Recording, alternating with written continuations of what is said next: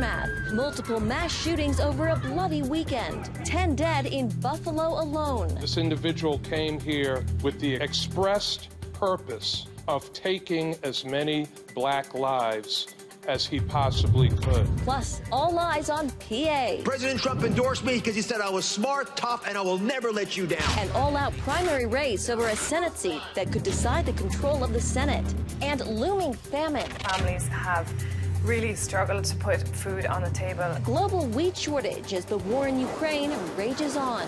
All this and more tonight on Faith Nation.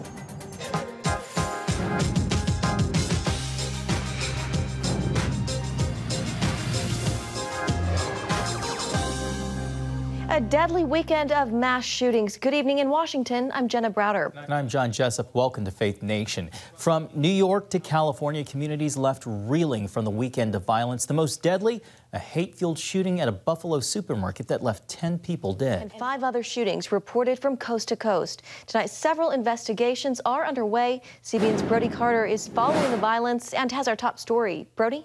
John, Jenna, we're not even halfway through the year, and the U.S. has already seen 198 shootings involving 4 or more victims. Crime experts say fear an even bigger surge of violence to come when the summer comes upon us.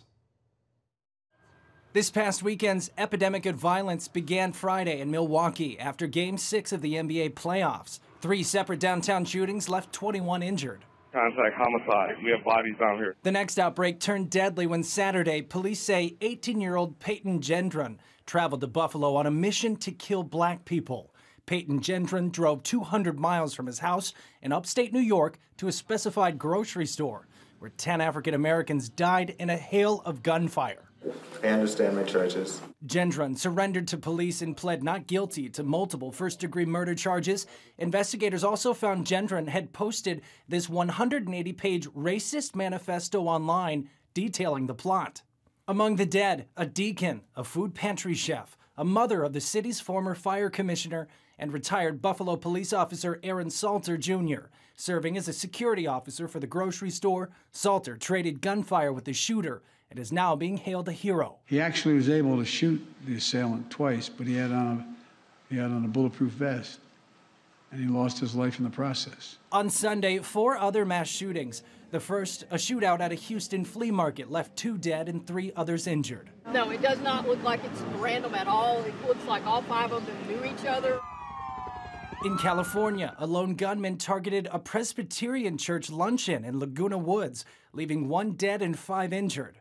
Officers say the tragedy could have been worse if not for quick action from members of the congregation. We believe a group of churchgoers detained him and hogtied his legs with an extension cord and confiscated at least 2 weapons from him. The other shootings happened at an Amarillo nightclub, killing 1 and injuring 7, and a number of connected shootings in Winston-Salem, North Carolina, leaving 7 people injured. Behind everything that kills us is someone who's making money. There's someone who's profiting off of everything that kills us, whether it be guns or hate online. Up until a few years ago, you can sign up for radical neo-Nazi hate groups on Twitter or on Facebook, right? And content moderation is something we've talked about. I think Congress really needs to get involved, and if nothing else, protect our children. As for the investigation into Peyton Gendron, police say he'd been admitted to a hospital for a psychiatric evaluation last year after he made threats at his former high school. Big questions remain, including if authorities missed clues that could have prevented that shooting. President Joe Biden is scheduled to fly to Buffalo tomorrow to meet with the victims' families. I'm Brody Carter, CBN News. And here with us now, Darius Pridgeon, Bishop of the True Bethel Baptist Church. Bishop, thank you for being with us this evening. True Bethel Baptist, just over a mile from the Tops supermarket. You're also the president of the Buffalo City Council. How is the community coping with this horrible mass shooting? Well, first of all, thank you for paying attention to this horrific crime. The community is not dealing well at all, which is to be expected. And there are a lot of questions, a lot of hurt, but people from across the world are actually reaching out to this community to express their sorrow and condolences. Yeah. Do you know any of the victims and their families personally? Absolutely. One of the victims was a part of the district that I also represent on the city council. I'd actually been to her house. She had been to the church. We had worked together. And then one of the victims who lived, actually, his family is a part of our church. He was shot through the neck and he lived. And Buffalo is a tight-knit community. There's probably less than 2 degrees of separation. So in some ways, almost every person who was killed, there's some connection that we have to him. You know, people are calling the attack a racially motivated hate crime. Bishop, how can we stand up against racism and hatred? You know, it definitely was a hate crime if the manifesto is actually his, and there's no reason to believe that it is not, because he specifically said that he was coming to basically kill Black people. And the question of how do we stand? We must be honest about the fact that there are still white supremacists that live on our land, and that there are still people who do not like Black people and would rather for them to die. And if we don't have the uncomfortable conversations, even when there is not a mass shooting, we will never be able to stand up against racism. Look, David had to stand up against Goliath. When other people ran away from him, David went toward him. It wasn't Goliath coming toward him. It was David who took an initiative to go toward him. And that, to me, is what we have to do, especially those of us who say we believe in Jesus Christ. You know, I keep saying it's hard to talk about Jesus if you don't talk about justice. And at the end of the day, this is a time to talk about justice. You know, as a pastor and a man of faith, how do you make sense, Bishop, of such senseless violence and loss? You know, if those of us who believe in this Bible, there's been evil in this world from the fall of man. And so we know that there's evil. This was just evil sticking its head out. Trust me, there's others who probably have the same feelings that this person had about race relations, about Black people. At the end of the day, the way we have to deal with it is to recognize that man had a fall, that there is evil in this world, but that to overcome evil, we must depend on the God that we serve, and then conduct ourselves in a way to bring justice to our land. Yeah, it's a good word. All right, Bishop Darius Pridgeon, thank you so much for your time this evening. And of course, our thoughts and prayers are with you and your community in this difficult time. Thank you. Well, here in Washington, the Supreme Court handed down the first decisions of a highly charged court term, ruling in 2 cases, one concerning campaign finance, another immigration, though it did not issue a highly anticipated decision that could upend current federal abortion laws, in spite of nationwide weekend protests over a leaked draft opinion earlier this month. We're here! We'll fight! Abortion is our right! The pending decision centers on a case called Dobbs v. Jackson Women's Health Organization, involving a Mississippi law that bans abortion after 15 weeks of pregnancy. A draft majority opinion authored by Justice Sam Alito would not only uphold the Mississippi law, it would overrule Roe v. Wade, which says abortion is protected by the Constitution. Well, senior national affairs correspondent Heather Sells joins us now for more on the Supreme Court's expected key rulings, including the upcoming abortion decision. Heather, welcome. So the Dobbs case already seen as one of the most significant in years. For now, though, the big question, Heather, is when might that decision come?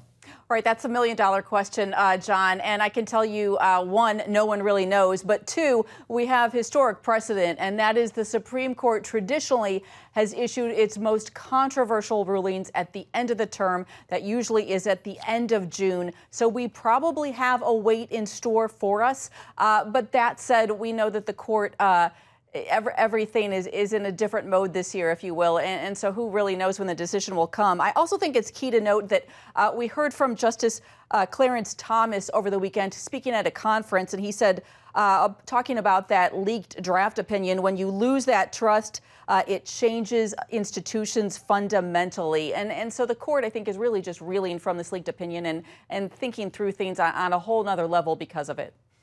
Yeah. Heather, how is the pro-life community getting ready for whatever decision the court does hand down in this Dobbs case? Well, they are definitely going to be there in force on the day of. They're going to be ready practically every day, I think, between now and the end of June. But that said, they are working a lot right now to make sure that what they anticipate to be more pregnant women will have the resources that they need if indeed abortions are more restricted after this decision. They're also working a lot at the state level. They're very interested in heartbeat bills now after the success of what happened in Texas with the heartbeat bill there. They're working on pain-capable laws, which say that around the time a baby can feel pain, they will make abortion illegal. And they're also working on some other interesting issues like abortion reporting. Right now, the CDC does not require the states to turn in abortion statistics. So there is so much that we don't know about abortion. And they are also very concerned about abortion pills. They're working with the states on abortion regulation there to see what they can do to restrict access so that women can have there's a lot of safety concerns around the abortion pill. And then I also want to note there's a lot of security concerns right now. We just saw an attempted arson in Wisconsin for a pro-life group in Madison, Wisconsin. So underlying all of this are security concerns. You're right, absolutely. All right, Senior National Affairs Correspondent Heather Sells. Thank you, Heather. You're welcome. Thanks, Heather. Coming up, we head to a key battleground to explore a race that could decide party control over a deadlocked Senate.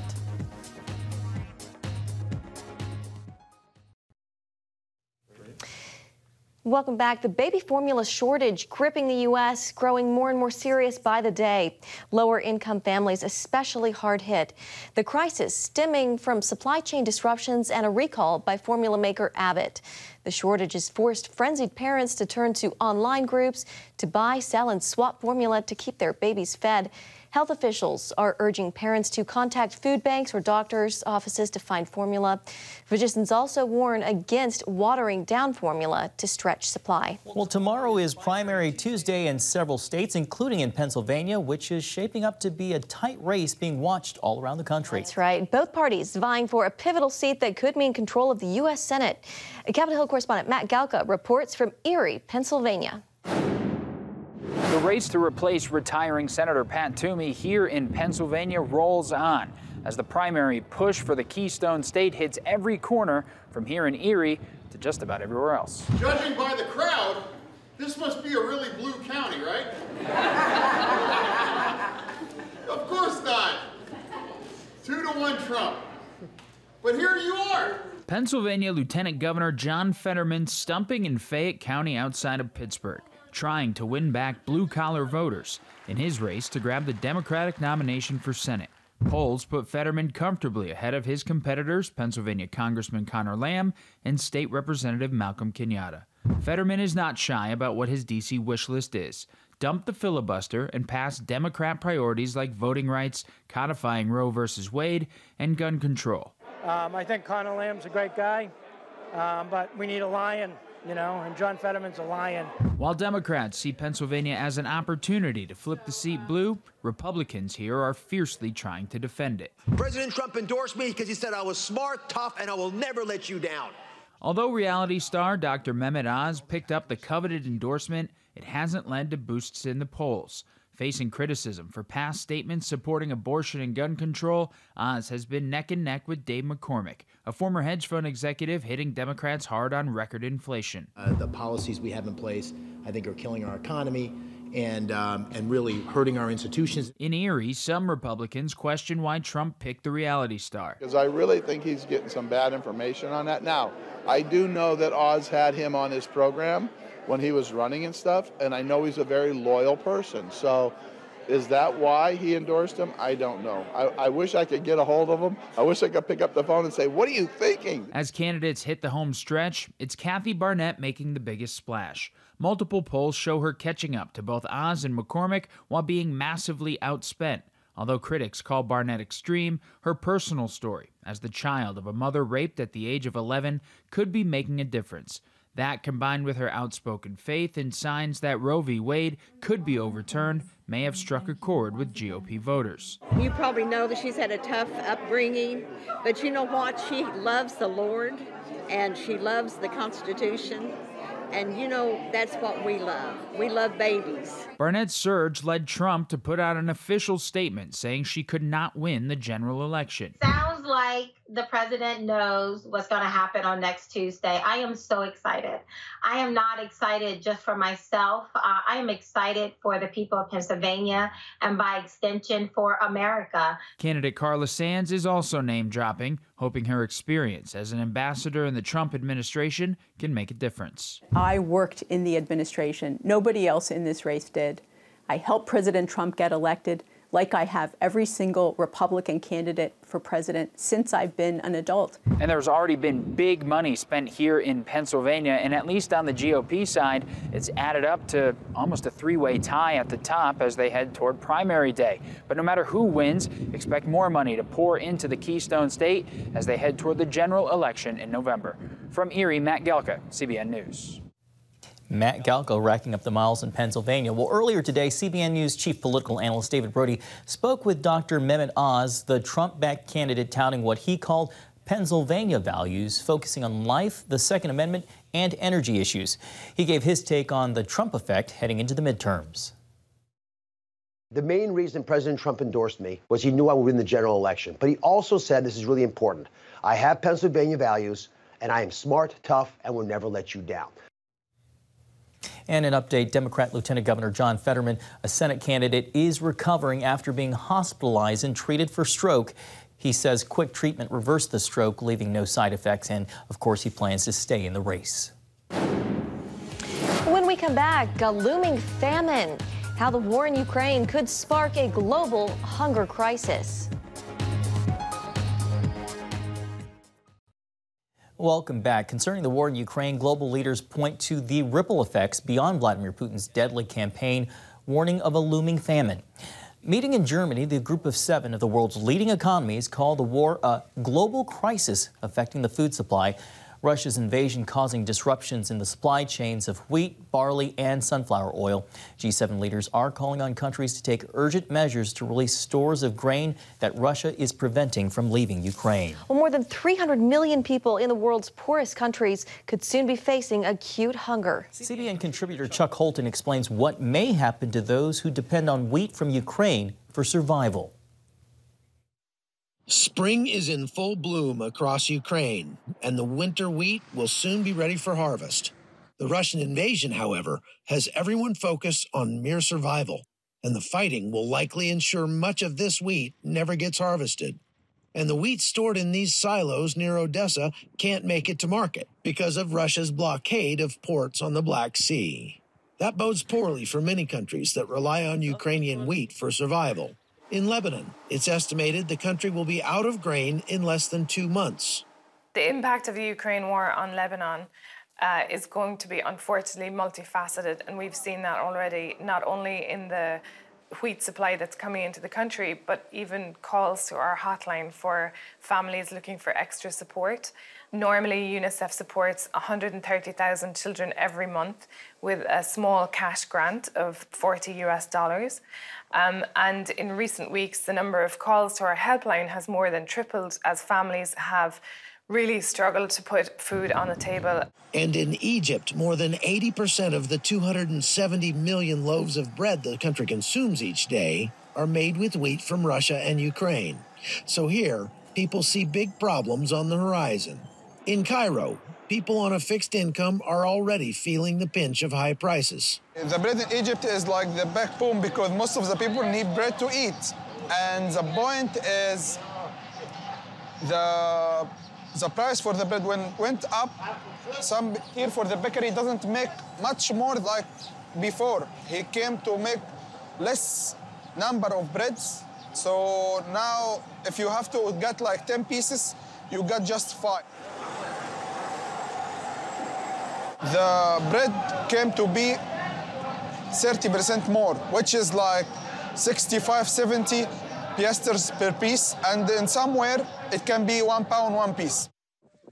Food security has always been extremely important here in the desert in Egypt. This granary beside me, some people believe, was built by Joseph from the Bible in the 7 fat years that Egypt had before the 7 lean years, where they stored up grain and then sold it to the entire world. And they believe that the money that they gained from all of that grain enabled them to build some of the biggest monuments in the world, including the Great Pyramid. But today, Egypt is much less prepared for what looks to be lean years ahead. To counter this, Egyptian President Abdel Fattah el-Sisi has demanded the nation's farmers dedicate a portion of their land to growing wheat. Those who fail to produce their quota face fines and possible jail time. This Egyptian farmer says threats aren't necessary. I'm happy to grow more wheat this year because the prices are much higher. I've already sold all my winter crop and it will give my family a good life. Any added grain grown by local farmers, though, won't come close to making up the shortfall from Ukraine. For that reason, Egyptians are cutting back already and blaming Vladimir Putin. Yeah, the flour also here get really is more expensive because it's a crazy Russian government. He's crazy. From Cairo, I'm Chuck Holton for CBN News. Thank you, Chuck. Coming up, the first blood moon in a year. When we come back, a look at the celestial phenomenon.